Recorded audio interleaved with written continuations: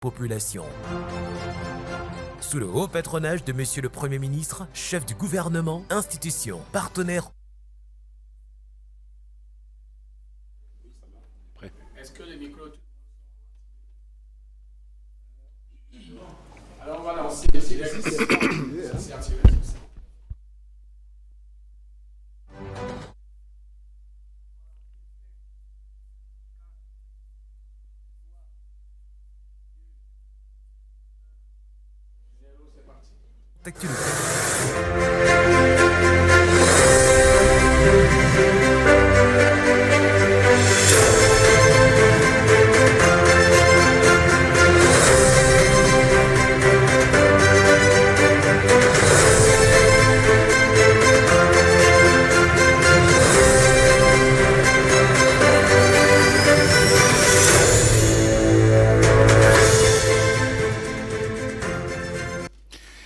Bon après-midi, Madame, Monsieur, et bienvenue à ce moment consacré à la Commission nationale pour la promotion du bilinguisme et du multiculturalisme.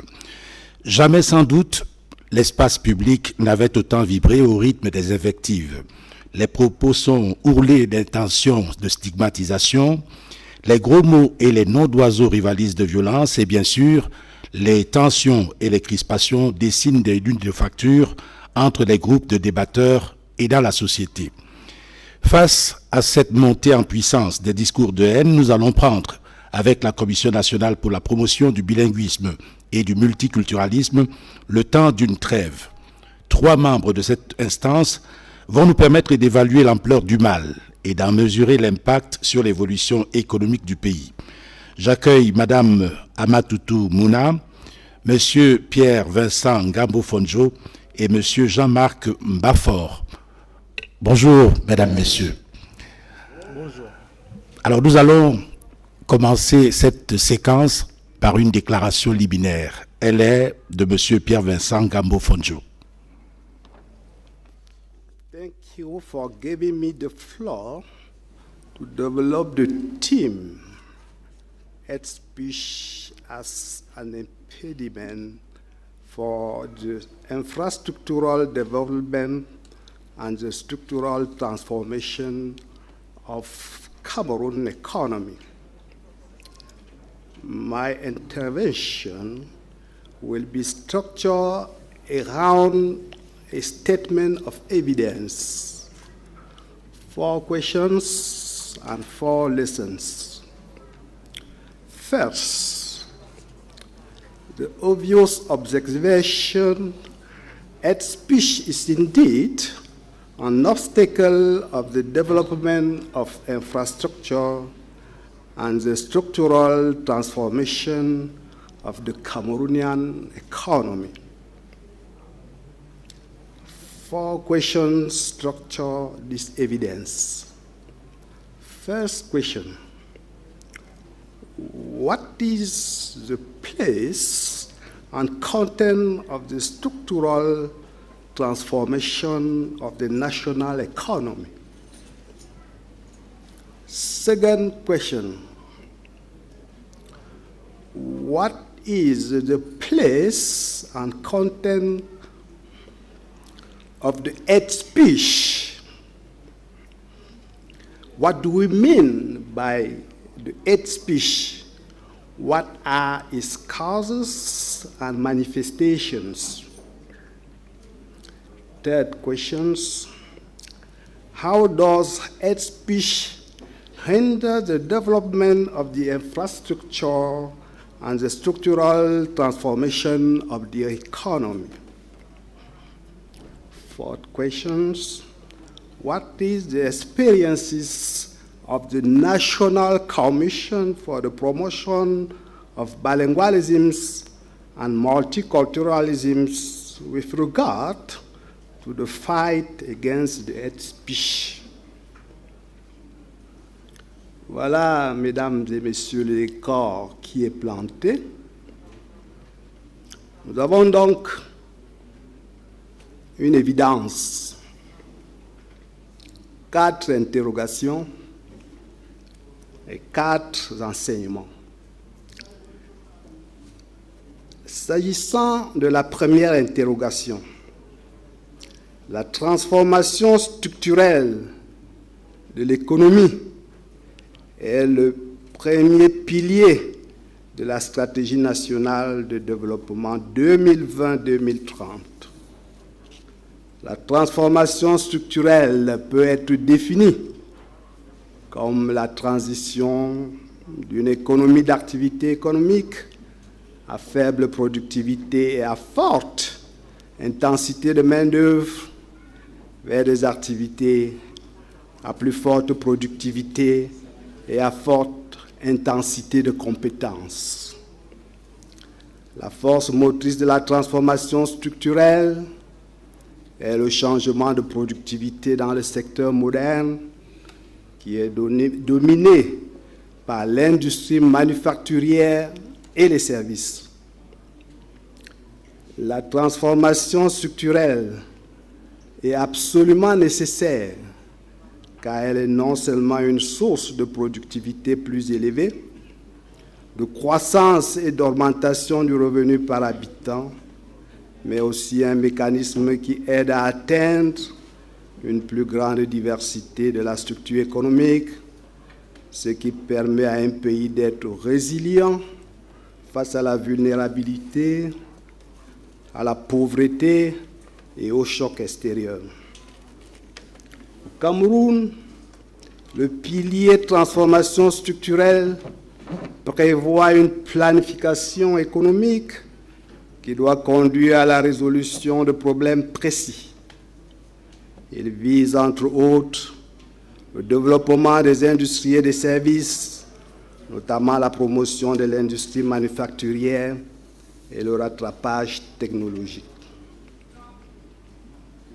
Il va sans dire, mesdames et messieurs, que les troubles sociaux, l'instabilité et les conflits, au lieu de faire progresser un pays, le font plutôt reculer.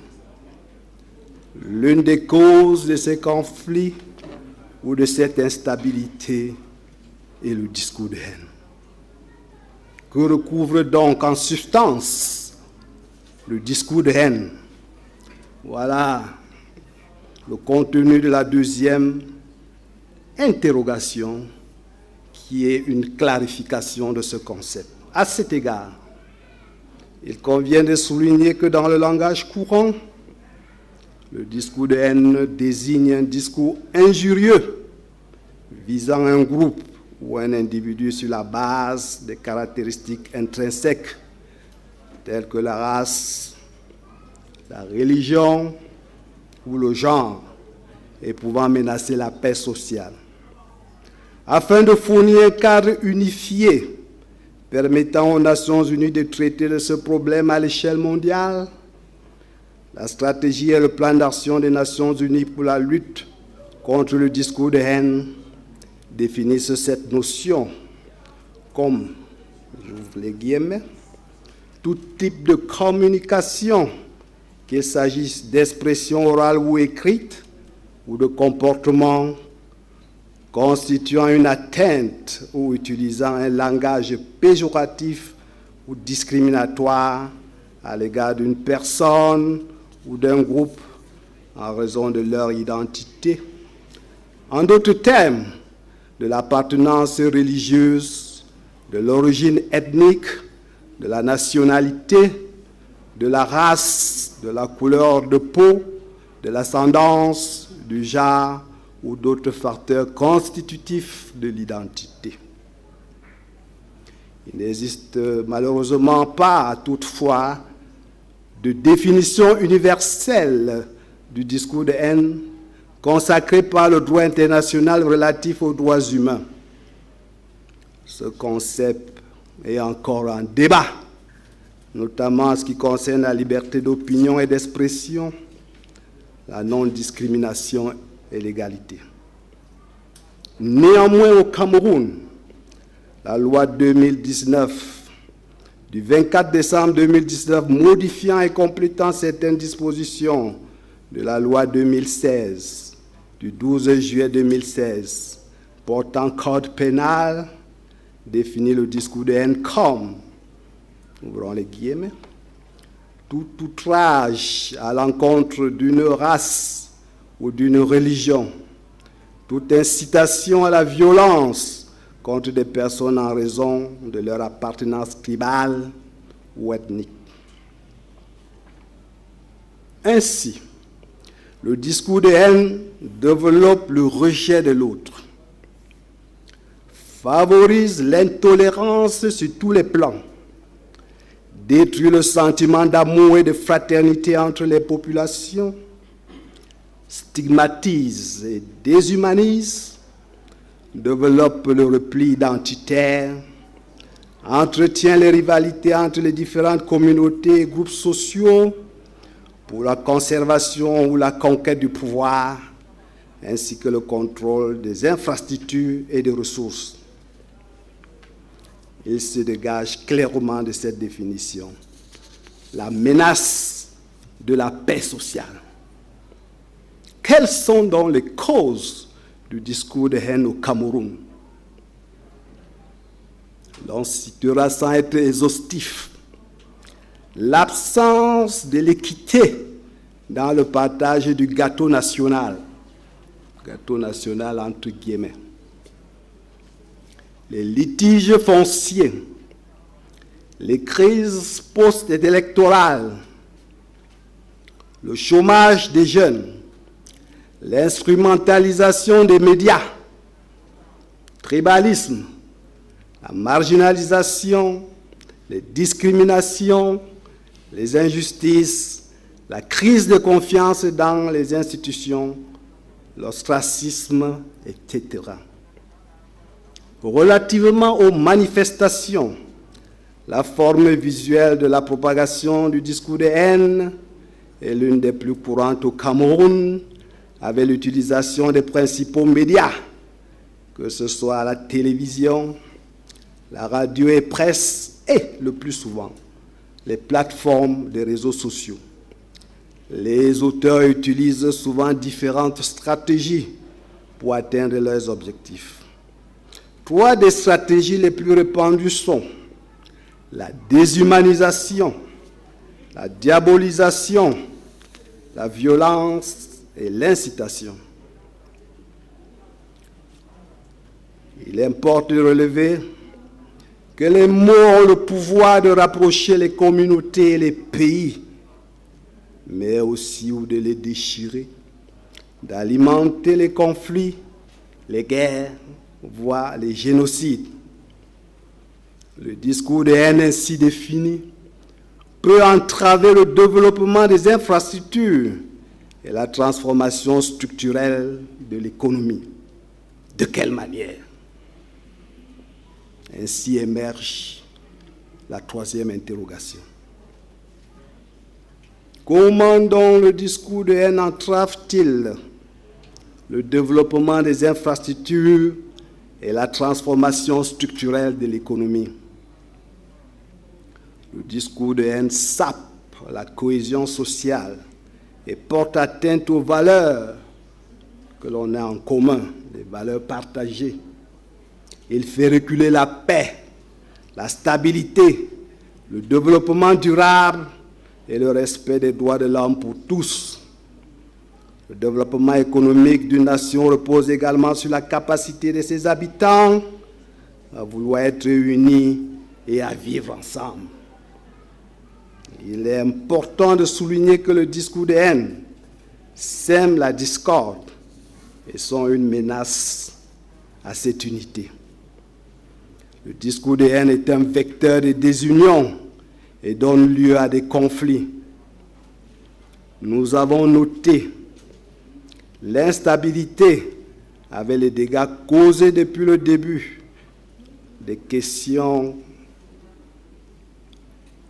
embarrassantes au niveau de Boko Haram dans les régions de l'extrême nord du Cameroun et la crise socio-politique qu'a connue notre pays. Il va de soi que l'instabilité entraîne la destruction. Au lieu d'avancer sereinement vers des objectifs à atteindre, le gouvernement a dû mettre en place un fonds d'intervention pour faire face aux dégâts causés par ces conflits. Il est donc constant que le discours de haine peut retarder la croissance économique, dresser les communautés entières les unes contre les autres, faire échouer des projets, voire décourager les opportunités d'investissement. Fourth questions. What is the experience of the National Commission for the Promotion of Bilingualism and Multiculturalism with regard to the fight against hate speech? At the National Commission for the Promotion of Bilingualism and Multiculturalism, within the framework of our missions, on the one hand, and upon high instruction given to us, we developed a mechanisms to combat this cankerworm. We identified the problem and its causes as they are perceived by many. Like previously explained, some of these causes include challenges in the respect for diversity, tribalisms, marginalization, discrimination, injustice, prejudices, crisis of confidence in the institutions, exclusion, etc., etc. We then anticipated in order to prevent the risks and the explosion of violence and hatred. To realize this, we embarked on scientific study through the organization of a colloquium. We took up action through education due to its transformative power. We are talking about sensitization, awareness raising, capacity building in order to promote a peaceful and a just society. We leverage partnerships and networking with certain actors of the civil society through the signing of memoranda of understanding. S'agissant enfin des enseignements susceptibles de booster la lutte contre le discours de haine, 4 leçons émergent. La nécessité de passer du discours à l'action. La pureté d'intention doit se muer en pureté d'action. La systématisation, et c'est là le deuxième enseignement, de l'analyse du contenu du discours de haine pour mieux cerner les causes et les points de vigilance afin de les déconstruire. Il ne s'agit pas tout simplement de dire non au discours de haine, mais il faut aller au fond, savoir pourquoi ce discours est développé. Lorsqu'on aura su pourquoi il est développé, lorsqu'on aura adressé les causes qui font, n'est-ce pas, que ce discours soit développé, ça va être le début de la déconstruction. La troisième chose à relever ici, c'est la nécessité de la sublimation du vivre ensemble. Je vais caricaturer le vivre ensemble ici en disant du manger ensemble. Ce n'est pas seulement manger les beignets, c'est le partage. C'est le défi du partage. Parce que lorsqu'on est ensemble, on est plus fort, on va plus loin. Quatrième et dernier enseignement, la nécessité à cette phase historique du développement du Cameroun de coupler systématiquement la prévention, qui est faite de l'éducation, qui est faite de la sensibilisation, à la nécessaire sanction des infractions constatées. Voilà les clés d'une meilleure efficacité de la lutte contre le discours de haine, et la Commission s'y emploie. Pour conclure, la préservation d'une nation pacifique est la condition préalable au développement des infrastructures et à la transformation structurelle d'une nation. Elle nécessite également la volonté et la détermination d'un peuple à vivre ensemble, à s'accepter les uns et les autres, à s'unir. Tout cela dans un environnement exempt de discours haineux et de dérives xénophobes.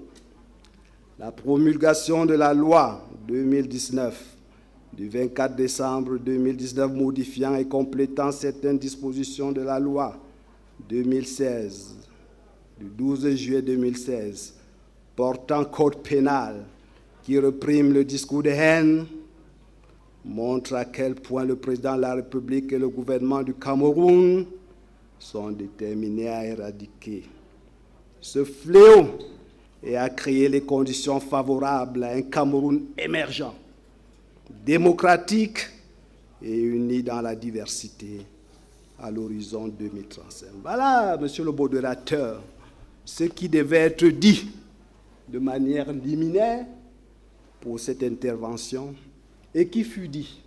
Je vous remercie. Je voudrais vous remercier également, monsieur Pierre-Vincent Kambou-Fonjo.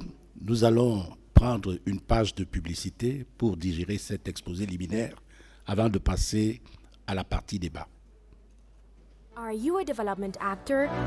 For 8 days, the Kribi City invites you to the second edition of the Economic Actors and Local Development Fair, SAIDEL, on the occasion of the official opening of the Economic and Local Development Players Exhibition. I want to assure to them their expression of gratitude will be reported to the appropriate quarters. From 21st to 28 October 2023 in Kribi, on the shores of the Atlantic Ocean, under the theme Local Economic Performance for National Development. The agenda includes carnival, economic meeting, conferences, expositions, free training, animations. For more information, contact the event management Mon Communicateur on 620 23 422 92 or click on www.saidel.cm. SAIDEL, ensemble vers l'émergence.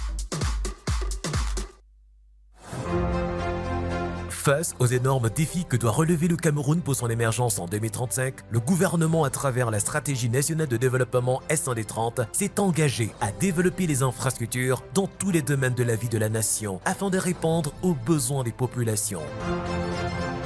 Sous le haut patronage de Monsieur le Premier ministre, chef du gouvernement, institution, partenaire au développement et citoyen, retrouvons-nous à la 12e édition du Salon de l'Action gouvernementale placé sous le thème « Développement des infrastructures et transformation structurelle de l'économie camerounaise » du 22 au 29 juillet 2023 à Yaoundé. Le SAGO 2023, c'est 15 conférences publiques sectorielles, diffusées en direct, 250 exposants et des rencontres utiles. Pour plus d'informations, contactez le cabinet événementiel Mon Communicateur, mandataire du gouvernement au 620 23 42 92. Salon de l'action gouvernementale, la vitrine du Cameroun. Voilà, mesdames, messieurs, nous allons ouvrir cette page de débat en descendant dans la rue.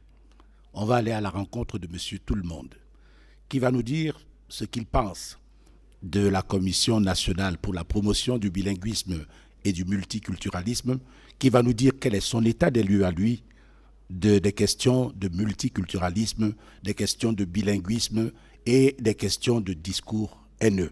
Nous allons donc dans la rue et on revient vous voir tout à l'heure.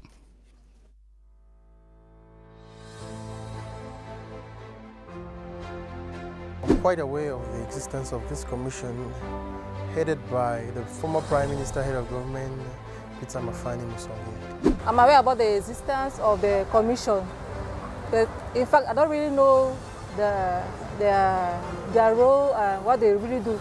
La promotion du bilinguisme y est déjà pour moi.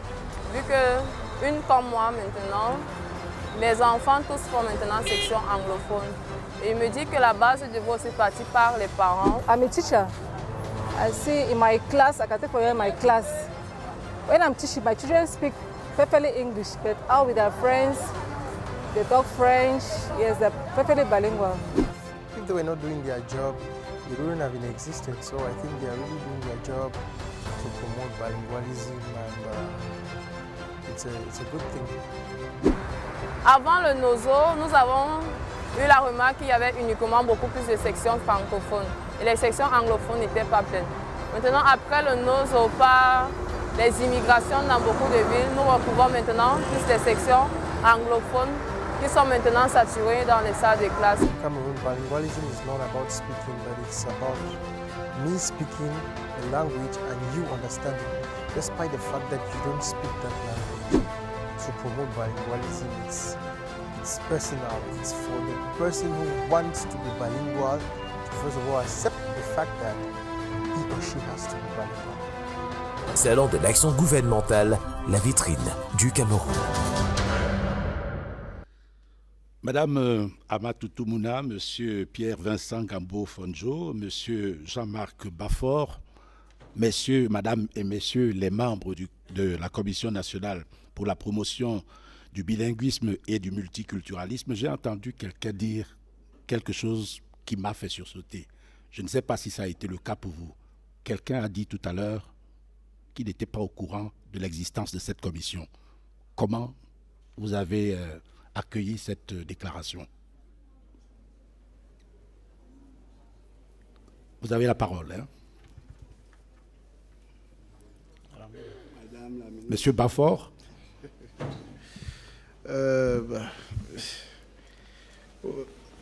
La construction d'un État, c'est un processus. Et c'est normal que tout le monde ne soit pas au même niveau d'information en ce qui concerne la bonne marche de l'État. Donc, s'il y a des personnes qui disent qu'ils ne sont pas encore au courant de la commission, ça veut juste dire que nous devons multiplier nos efforts en communication, mais ça ne veut pas. Elle n'a pas posé un jugement de valeur sur ce que la commission fait. Nous devons juste communiquer plus et je pense que c'est pour ça que nous sommes là aujourd'hui. Est-ce qu'il n'y a pas un jugement de valeur sous-jacent? Je ne pense pas. Parce que dans ce même Vox, il y a d'autres personnes qui ont dit qu'ils apprécient ce que la commission fait en ce qui concerne la promotion du bilinguisme. Donc je pense, et déjà quelqu'un ne peut pas faire un jugement de valeur s'il ne sait même pas que quelque chose existe. Mais je pense que, comme je dis d'emblée, la construction de l'État, c'est un processus. Et à différents niveaux, les gens auront différents niveaux d'information de la bonne marche de l'État. Madame Toutoumuna. Merci, monsieur le modérateur, de me passer la parole. Je pense que je ne vais pas dire grand-chose pour le moment par rapport à cette intervention. La commission est née en 2017, si j'ai bonne mémoire, et il le disait tantôt, it's a process. And I think with what is going on, it's also a question of perception. And this intervention only makes us to realize that there's still a lot to do. There's really a lot to do. And building a nation, making a nation becoming bilingual, stating a nation to become a multicultural nation is a lifetime journey, actually a generational journey.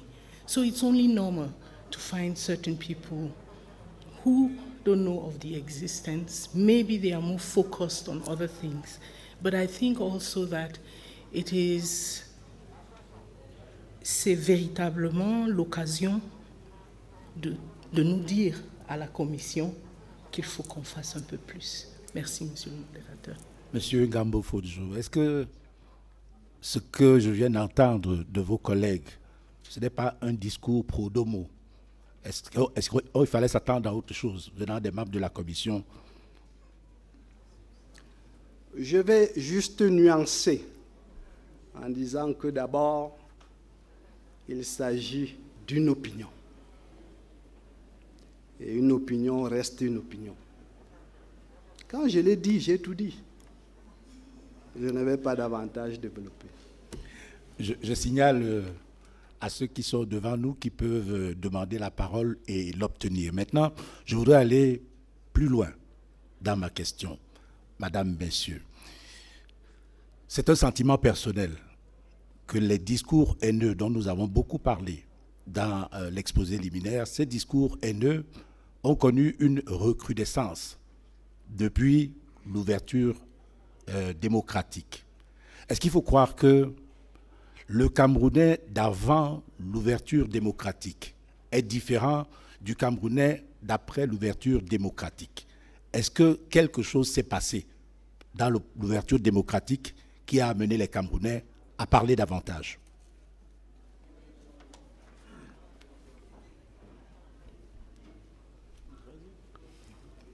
Je vous laisse la parole.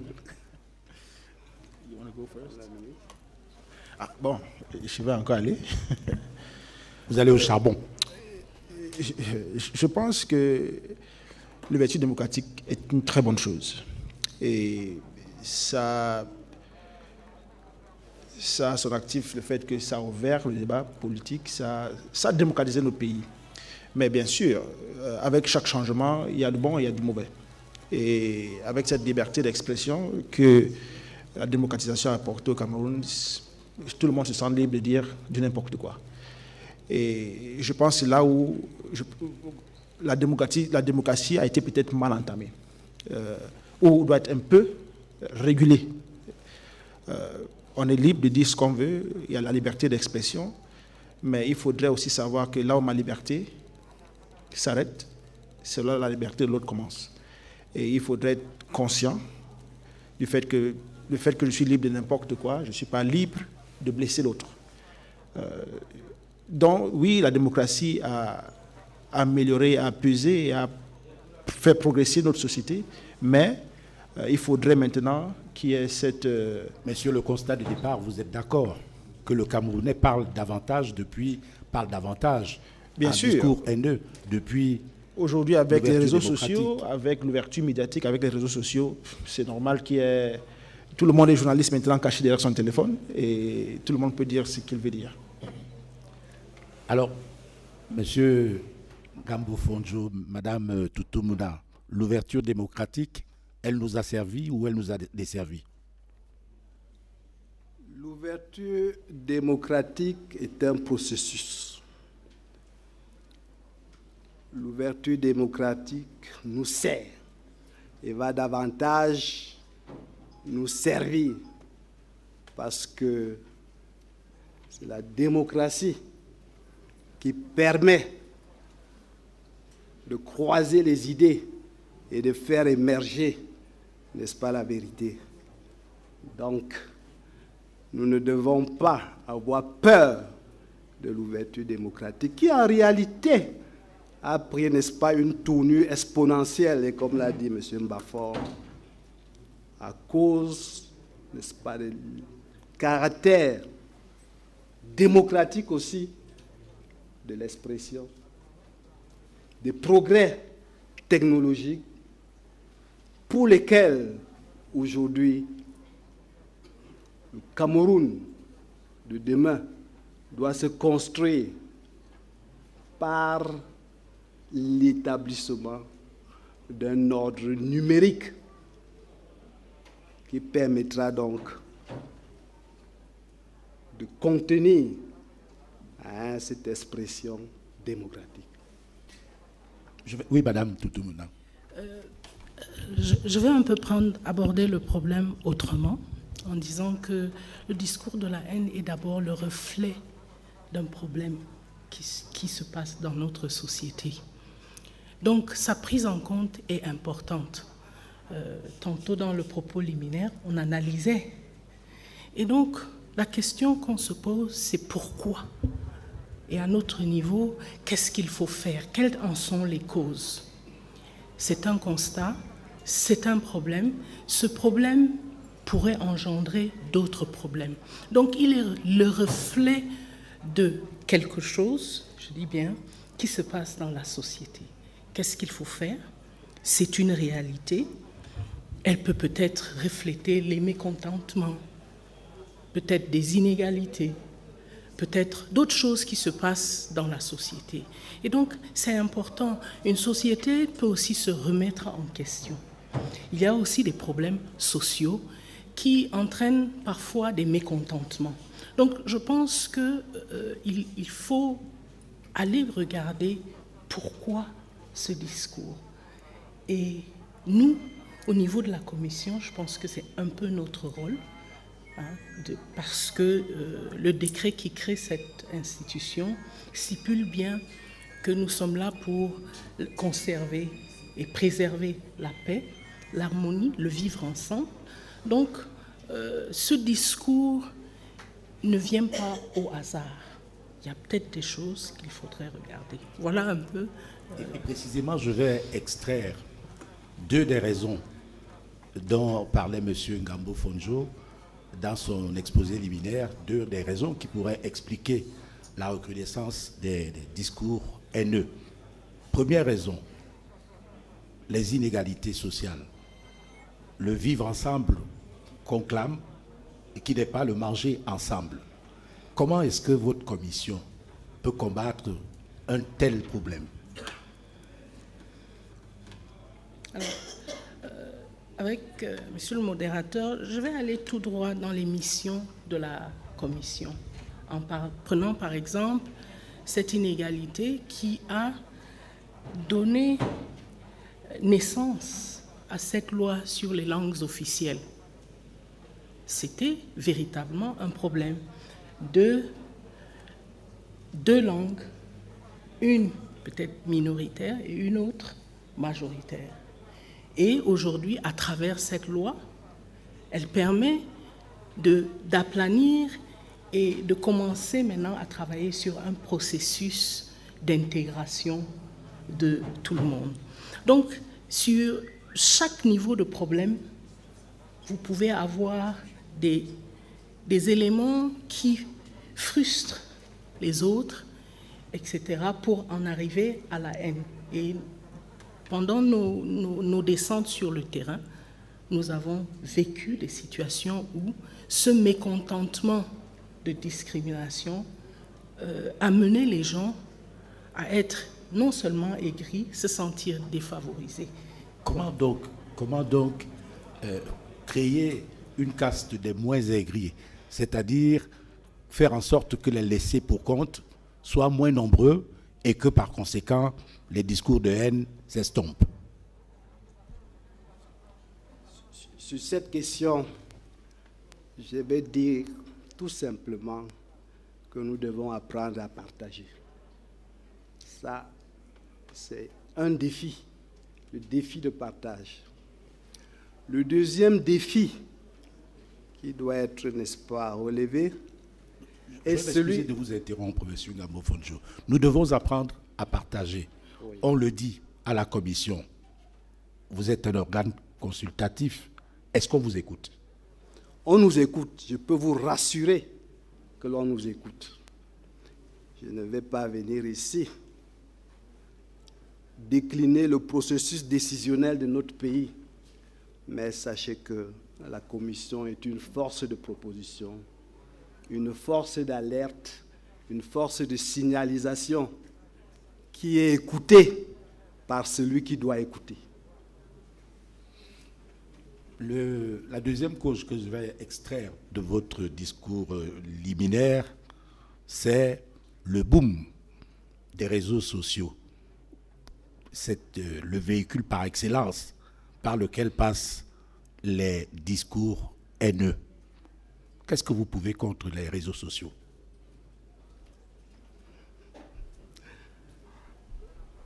Nous ne pouvons rien faire contre les réseaux sociaux que de continuer notre travail. Et notre travail, c'est quoi? Premièrement, c'est de faire la sensibilisation. Il faut sensibiliser. Il faut éduquer. Et lorsqu'on aura sensibilisé, lorsqu'on aura éduqué, il faut sanctionner. Parce que nous venons de décliner la loi qui réprime le discours de haine. Donc, dans ces réseaux sociaux, si vous allez y développer, n'est-ce pas, ce discours, et que vous êtes sanctionné, je suis sûr que la prochaine fois, vous allez réfléchir avant de développer encore un tel discours, et ceux qui sont à côté de vous vont également réfléchir avant de le faire. Est-ce qu'il y a des exemples de sanctions, de propagation des discours haineux dans les réseaux sociaux? Le sentiment que nous avons, nous, utilisateurs des réseaux sociaux, c'est que la situation s'aggrave. Est-ce qu'il y a des exemples de sanctions?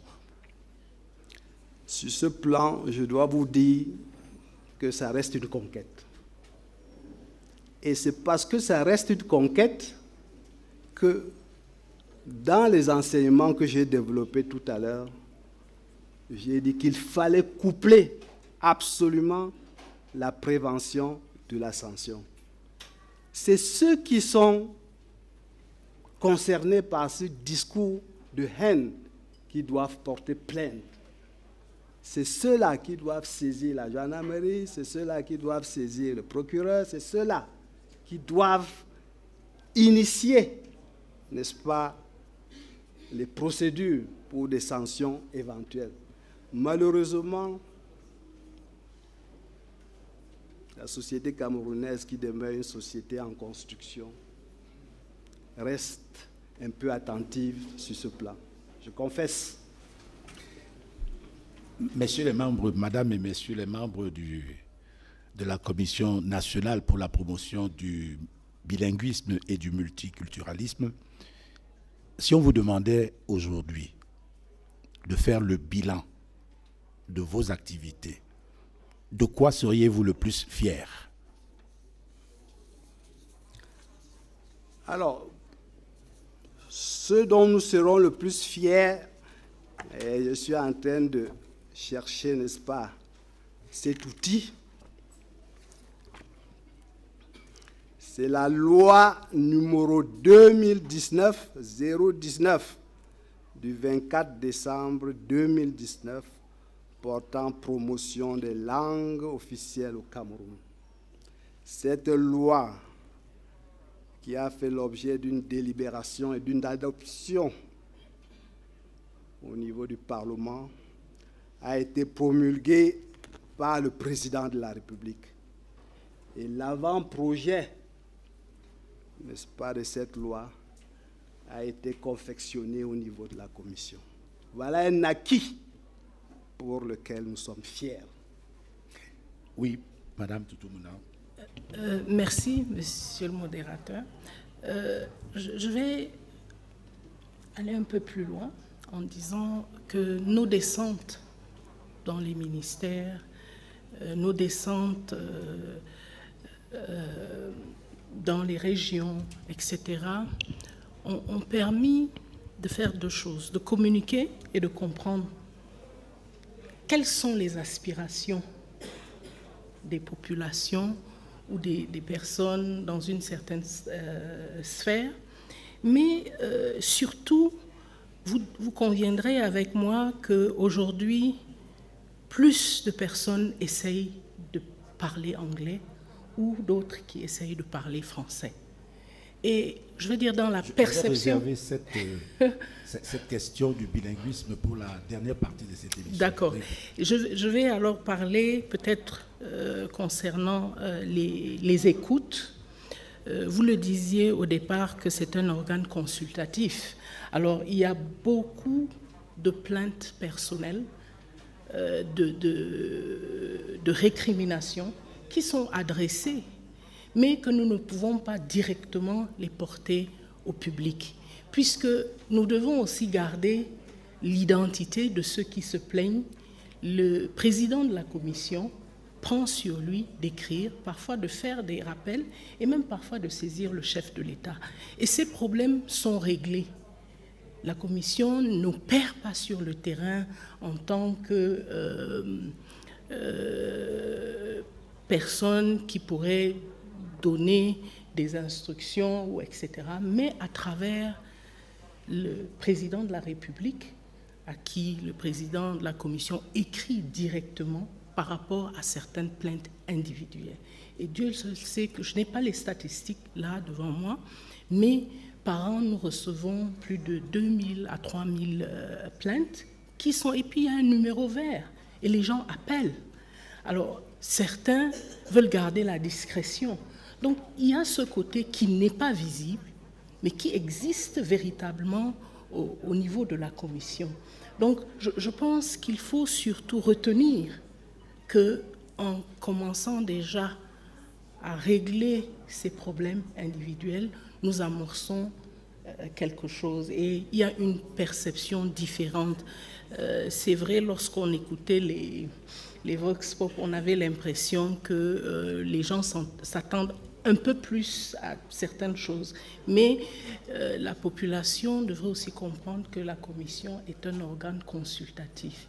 Et quand vous lisez le décret, on parle de discrétion, on parle de... Parce que parfois, nous nous retrouvons dans des situations où des gens exposent leur fort intérieur.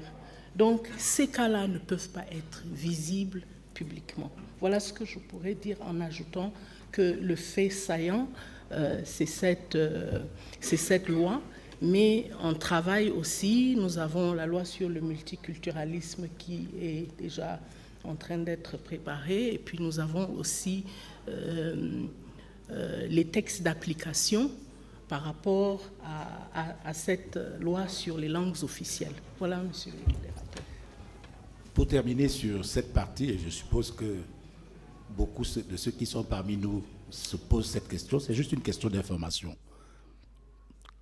Comment est organisée la journée d'un membre du Conseil de la Commission nationale pour la promotion du bilinguisme et du multiculturalisme?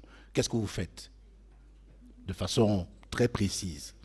Vous allez au bureau et vous attendez des plaintes, vous signez des documents administratifs. Qu'est-ce que vous faites exactement? Au niveau de la commission, il se fait beaucoup de choses. Dans l'organigramme, vous allez voir qu'il y a un secrétariat général qui se trouve dans la coordination de l'administration, mais les membres de la commission sont les têtes pensantes, c'est-à-dire ensemble, nous nous retrouvons assez souvent dans des comités ad hoc ou dans des groupes de travail pour essayer maintenant de regarder un certain nombre de problèmes. Les rapports qui viennent de nos descentes sur le terrain, et le président de la commission nous divise en groupes de travail dépendant des sujets de l'heure. Et à partir de ce moment, vous êtes convoqués, vous travaillez dans ce comité, vous apportez des idées, et ces idées pourront faire des propositions qui seront transmises au président de la République. Donc, nous avons des journées, et puis nous avons les descentes sur le terrain qui se passent assez fréquemment aujourd'hui. Donc, voilà grosso modo ce que nous faisons, dépendant des comités qui ont été choisis. Par exemple, mon collègue ici est membre du comité concernant le comité ad hoc sur le discours de la haine. Donc, d'autres membres, moi j'ai fait partie d'un comité sur la réflexion par rapport au texte même de la commission, etc. Donc, il y a un travail qui se fait de manière quotidienne. Voilà, on va prendre une dernière page de publicité. On se retrouve après pour parler du bilinguisme.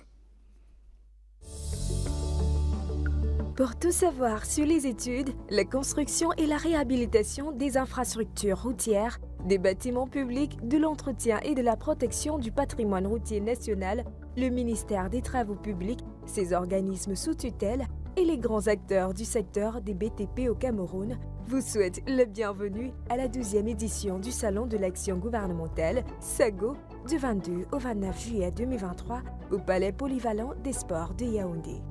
Profitez des 8 jours pour faire une immersion au cœur des métiers et des grands chantiers au Cameroun. Visitez notre stand et participez à toutes nos rencontres. Salon de l'Action gouvernementale, la vitrine du Cameroun. Bonjour. Avez-vous déjà entendu parler du C2D? Oui? Très bien. Non? Pas grave. On va tout vous dire sur ce partenariat entre la France et le Cameroun. Installez-vous, c'est parti. Que signifie C2D? Pour commencer, définissons le C2D. Le sigle C2D est l'abréviation de contrat de désendettement et de développement.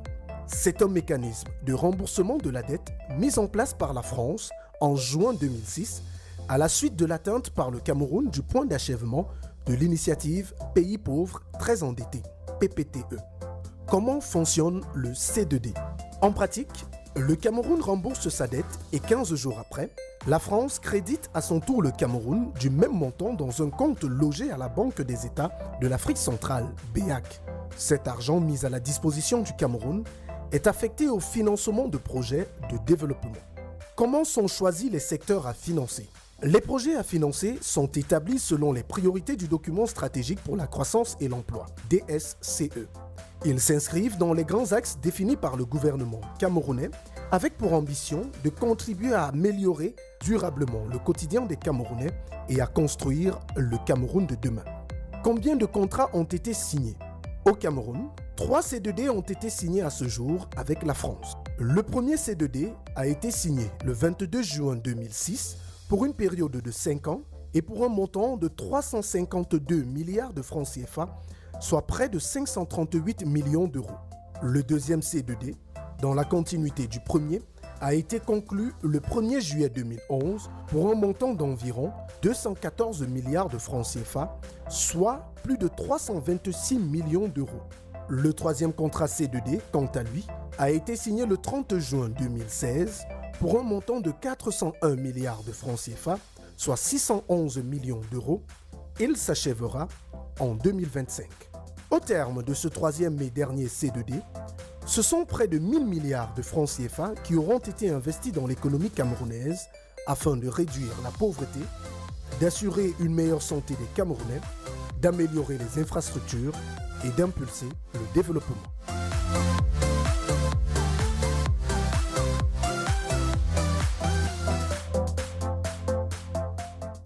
Voilà, je vais prendre une question dans la salle. Je souhaite qu'elle soit brève, c'est votre question. Si vous le voulez bien, vous vous présentez et vous la posez. Bonjour à tout le monde, je suis le docteur Djeke Narcisse. Dans son propos, Madame Toutoumona a parlé des centres dans les ministères, comme les actions que la Commission pose. J'aimerais savoir quelle est la relation qui existe entre votre organisation et les organisations privées. Et quelle est la relation spécifique qui existe entre votre organisation et le Conseil national de la communication, le CNC. Merci.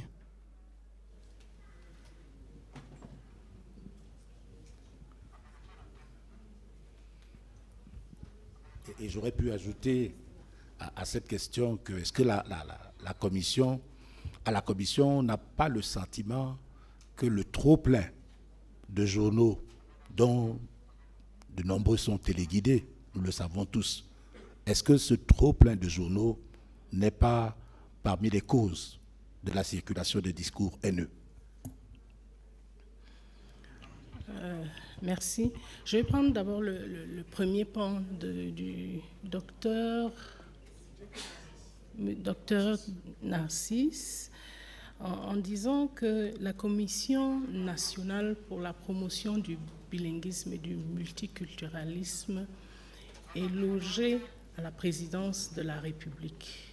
C'est une commission qui est sous la présidence de la République, donc un organe de l'État. C'est un organe consultatif, comme on le disait tantôt. Donc, il y a un décret du chef de l'État qui crée cette commission qui nomme les membres de la commission et puis toute la structure. Donc, elle est différente d'un organe privé ou d'une association privée. Je ne sais pas si c'était le sens de votre question. Qu'est-ce que... Attendez que j'ai la précision. Précisez un tout petit peu votre pensée. Quelle est la relation qui existe entre vous et les institutions privées et comment est-ce que vous travaillez ensemble? D'accord. La relation est une relation d'État, c'est-à-dire d'une institution républicaine ou d'une institution de la République avec, je donnerai un exemple.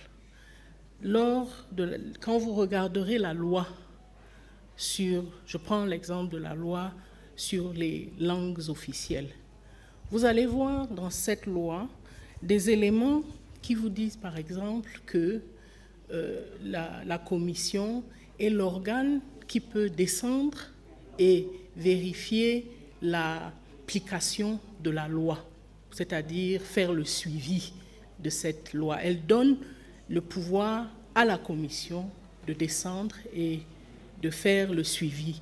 Et nous irons, par exemple, dans les hôtels pour s'assurer que les clients qui viennent dans ces hôtels sont servis dans les 2 langues. Nous l'avons d'ailleurs fait. Nous irons vers les organes de communication pour voir leur niveau de bilinguisme. Et puis voir aussi le niveau de vivre ensemble, c'est-à-dire voir si dans les nominations, on essaye d'intégrer tout le monde. Et c'est pour ça que je parlais de la discrétion et du caractère discrétionnaire de notre travail, parce que parfois, nous allons aller quelque part et nous allons voir un certain nombre de choses. Nous faisons le rapport, nous attirons l'attention.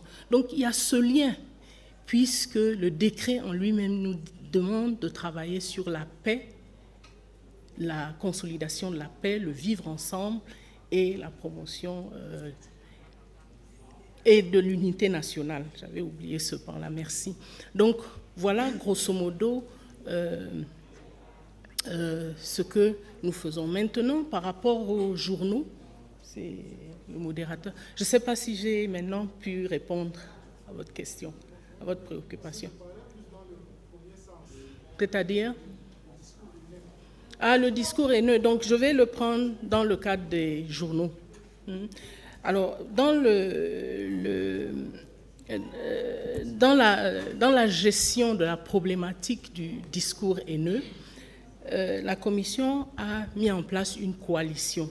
Et cette coalition se retrouve dans tous les secteurs. Et il y a certaines coalitions à qui la Commission a donné des moyens afin qu'ils puissent maintenant sensibiliser ceux qui sont concernés dans leur travail. Je peux prendre certaines associations de la société civile, je peux prendre en exemple certains journaux, certains qui sont dans les réseaux sociaux, dans le travail de réduire ce discours de la haine.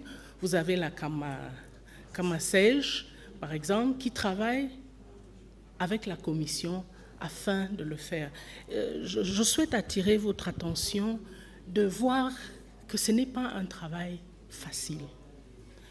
Il y a un problème de mentalité et de changement des idées. Et donc, ces associations et ces coalitions font un travail permanent et sur du long terme. Ce n'est pas un travail pour juste une période, non. C'est un travail sur le long terme parce qu'il y a une construction qui a été faite et il le disait dans son propos liminaire, il faut pouvoir déconstruire tout cela avec le temps. Voilà, je crois que je me rapproche un peu de votre préoccupation. Merci. Juste un dernier mot. Est-ce que vous avez le sentiment au niveau de la Commission que le Camerounais aujourd'hui est plus bilingue que celui d'hier? Plus bilingue, je ne répondrai pas par plus bilingue. Je répondrai plutôt par une perception et une prise de conscience. Et en disant que la perception générale que nous avons, et en ayant interrogé, en ayant fait des sondages, c'est que les Camerounais se rendent de plus en plus compte qu'il y a un besoin de bilinguisme. C'est-à-dire qu'il y a une loi. Nous avons d'ailleurs fait des descentes au niveau des régions. Donc, il y a cette perception. Et vous le verrez d'ailleurs dans les émissions, etc., que les gens essayent de s'exprimer tant bien que mal en anglais. Mais, vous savez, l'apprentissage d'une langue aussi requiert il y a certaines contraintes, des contraintes d'âge, des contraintes de ceci. Donc, la loi, en fait, vient commencer à répondre à une certaine situation pour les prochaines générations. Et je rejoins un peu mes collègues qui parlaient de processus. Mais aujourd'hui, je puis l'affirmer et de dire qu'il y a une prise de conscience. Quand vous allez dans les ministères, vous vous rendez compte que ça commence... Le service commence déjà à se rendre compte qu'il faut les deux langues. Il y a toujours des manquements. Nous avons des habitudes qui ont la peau dure, mais je pense qu'il y a cette perception et je souhaite aller plutôt vers la perception parce que vous n'allez pas demander à quelqu'un qui a 59 ans, 60 ans, de se remettre à l'école de l'anglais. Mais par contre, en le sensibilisant, vous êtes en train de lui dire, pour l'avenir, il faut que les enfants puissent le faire. D'où la loi qui doit être mise en application et qui doit faire le reste. Voilà un peu, en schématisant rapidement, ce que je pourrais dire, mais peut-être que mes collègues peuvent compléter ce que j'ai à dire. Ce sera le mot de la fin, Madame Amatou Toumouna. Je voudrais signaler à nos téléspectateurs que pour la journée de demain, 5 conférences sont prévues dans le cadre du SAGO, celle du ministère des Travaux publics, celle du contrôle supérieur de l'État, celle du ministère des Transports, celle du ministère de la fonction publique et de la réforme administrative et celle de la Société immobilière du Cameroun, la SIC. Permettez-moi de vous remercier, Madame et Messieurs les membres de la Commission nationale pour la promotion du bilinguisme et du multiculturalisme. Vous remercie également, Mesdames, Messieurs qui êtes ici, pour votre présence et à ceux qui sont derrière leurs écrans, merci d'être là.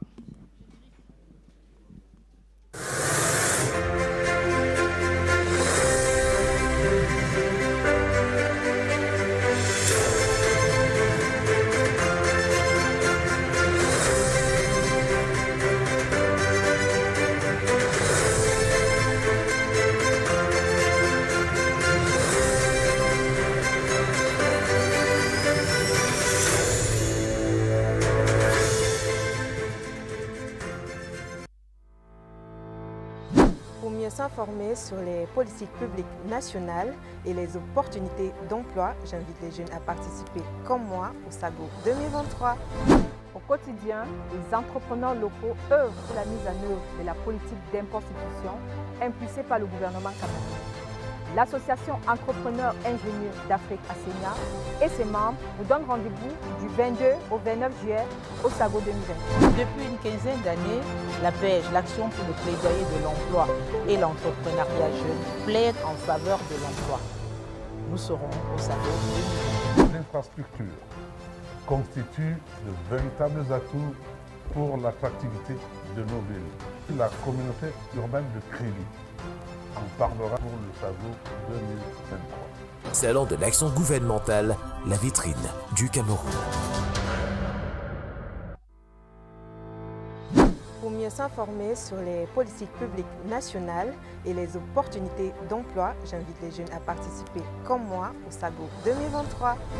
Au quotidien, les entrepreneurs locaux œuvrent pour la mise en œuvre de la politique d'impôt-substitution impulsée par le gouvernement camerounais. L'association Entrepreneurs Ingénieurs d'Afrique ASENIA et ses membres vous donnent rendez-vous du 22 au 29 juillet au SAGO 2020. Depuis une quinzaine d'années, la PEJ, l'Action pour le plaidoyer de l'emploi et l'entrepreneuriat jeune, plaide en faveur de l'emploi. Nous serons au SAGO. L'infrastructure constitue de véritables atouts pour l'attractivité de nos villes. La communauté urbaine de Kribi en parlera pour le SAGO 2023. Salon de l'action gouvernementale, la vitrine du Cameroun. Pour mieux s'informer sur les politiques publiques nationales et les opportunités d'emploi, j'invite les jeunes à participer comme moi au SAGO 2023.